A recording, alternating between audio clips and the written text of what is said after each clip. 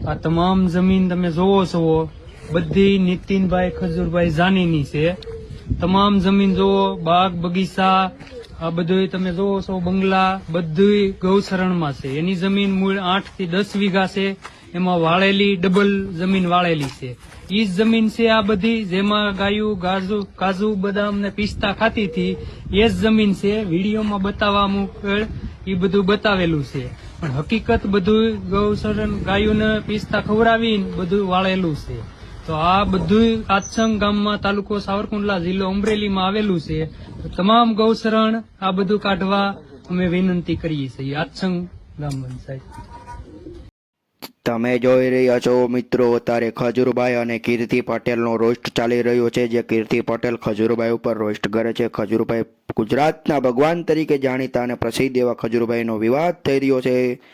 તમે જોઈ રહ્યા છો, જેને કોઈને તોડ કરવો એવું કીર્તિ પટેલ લાઈવમાં પણ બોલી રહી છે. તમે જુઓ.